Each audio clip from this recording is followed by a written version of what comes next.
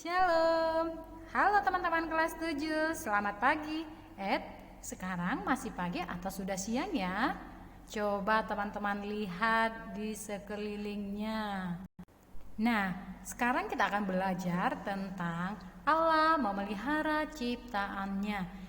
Sebelum kita masuk pada penjelasan yang berikutnya, coba teman-teman ceritakan pengalamanmu memelihara hewan atau tumbuhan di rumah. Apa yang kamu lakukan dalam memelihara tumbuhan atau hewan di rumah? Bagaimana kalau tanaman yang kamu pelihara mati atau tidak bertumbuh? Sedih bukan?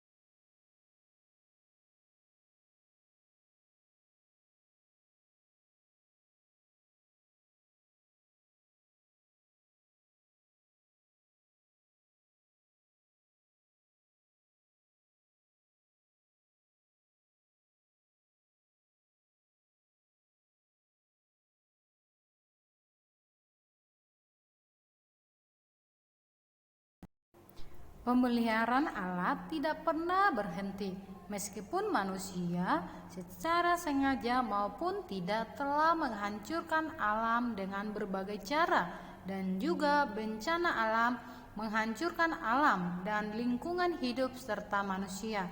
Namun pemeliharaan Allah terus berlangsung.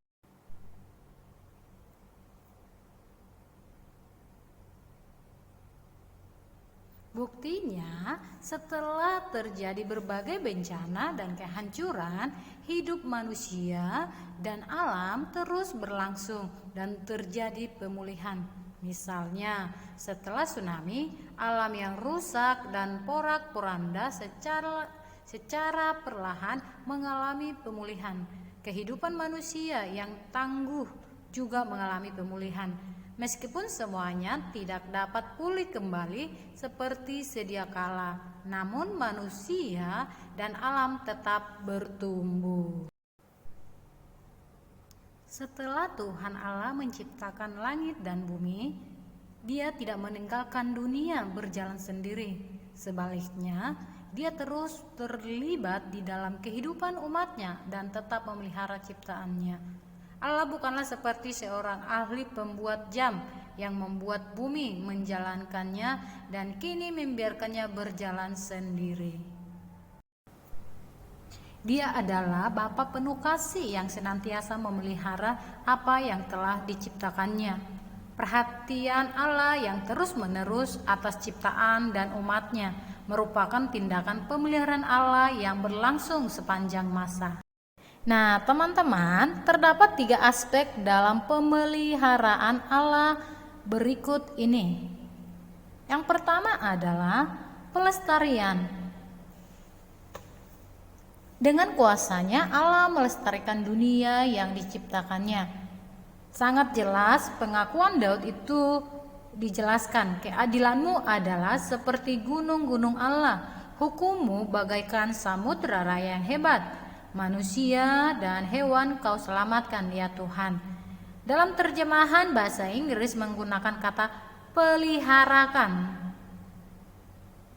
Kuasa Allah yang melestarikan terlaksana melalui putranya Yesus Kristus, sebagai ditegaskan oleh Rasul Paulus dalam kitab Kolose pasal 1 ayat 17.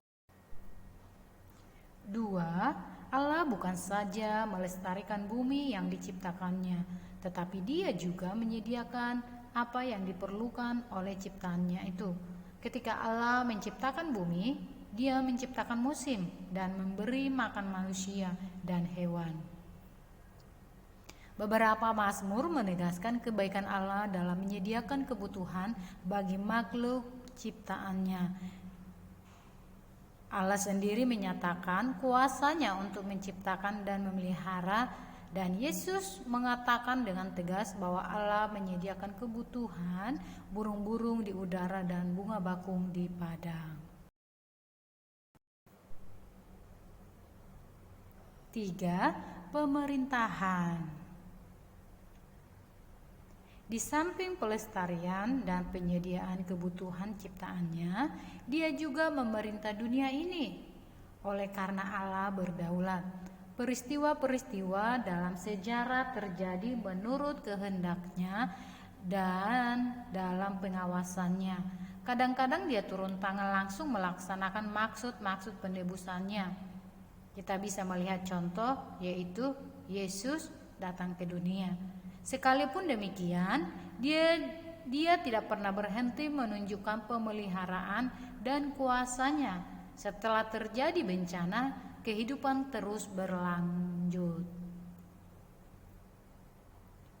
Dosa telah menyebabkan manusia melakukan segala cara demi memenuhi kebutuhan, kepentingan dirinya sendiri, termasuk di dalamnya menggeruk alam tanpa batas. Semua hasil bumi, baik yang berasal dari dalam perut bumi, minyak, gas, besi, timah, emas, perak, dan lain-lain diambil secara serakah, serta pertambangan-pertambangan yang dibuat merusak alam. Hasil hutan diambil sebanyak-banyaknya. Penebangan pohon dan tanaman lainnya menyebabkan hutan menjadi gundul dan terjadi erosi, dan banjir yang tak jarang menyebabkan manusia menjadi korban.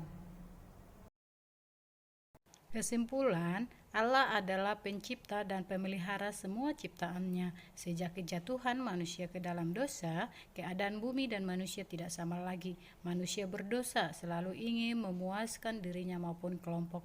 Pemeliharaan alam menjadi prioritas terakhir dan bukan yang utama. Manusia adalah makhluk mulia yang diberikan tugas untuk mengolah bumi. Nah, gimana teman-teman? Apakah kalian sudah paham? Jika belum paham, nanti pada saat PTM datang ke sekolah, Miss Meta akan menjelaskan ulang ya. Dan sampai ketemu di sekolah. Dah.